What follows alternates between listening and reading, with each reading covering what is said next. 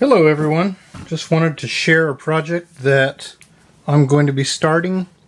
I've been meaning to start this for a while, and it's been one thing after another that's been keeping me from working on it, but I finally got a little time. I can share it with you guys, see what you think. I'm going to be doing a repaint. This is a factory paint scheme. That was the General Motors Electromotive. It's a GP7 factory paint from Atlas. So this is an Atlas GP7 Phase 1 non-dynamic brakes. I'm going to repaint this into a Frisco, as some of you may have guessed from some of the questions I'd been asking on some earlier posts. So here she is. I got this from S-Dynamo here on the Nscale.net forums. So this is kind of shaping up to be a forums related project the way things are going. I've gotten the engine from one member and I've gotten some detail parts from another member. So here it is, and I've already broken off one of the horns. That's okay because they were going to be removed anyway. There's still one over here on this side you can see I'm gonna have to remove that. And there are a few other little detail items I'm going to change before I paint this guy.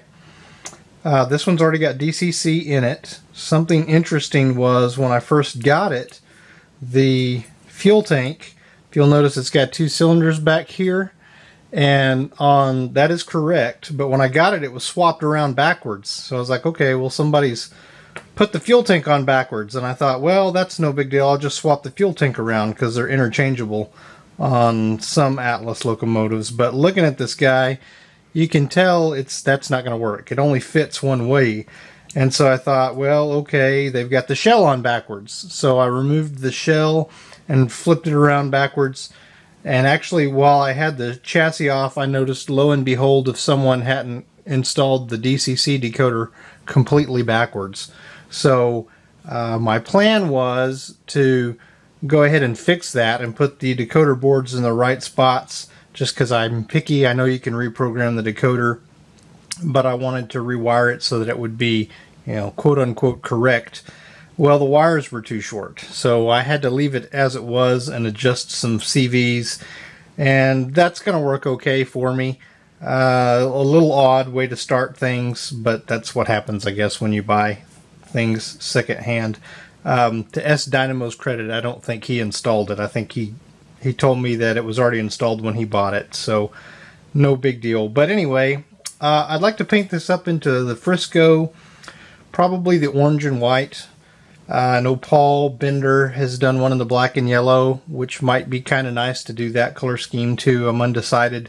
The problem is I don't know where to find the yellow decals to do the black and yellow. It's somewhat difficult to find those, whereas the orange and white, the decals are readily available. So probably going to end up doing the orange and white. Now, there are a couple of differences between this model and the prototype.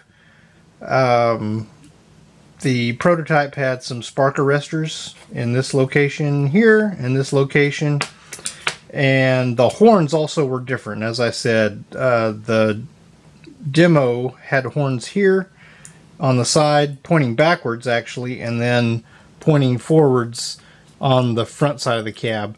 The Frisco actually has them here on the top. So that's another difference that I would like to remedy. And then in this area, the Frisco also had a steam generator and a couple other details. I'm not sure yet if I'll try to replicate those, but I may do that as well. Now that kind of raises a good question about, how much detail from the prototype do you have to change for it to be accurate? I think the answer there is really whatever makes you happy. But as you can see, if you look on pictures of the original, the Frisco GP7s, it's pretty significant, some of the differences. So I'm not trying to get every little detail, but, and I guess if you were not real picky, you could do a GP9. The GP9 does not have the louvers up here on the front, or at least not all three of them like the GP7 did. But I wanted a GP7, and the ones that Frisco had did not have the dynamic brakes on them. So this is correct for the Frisco.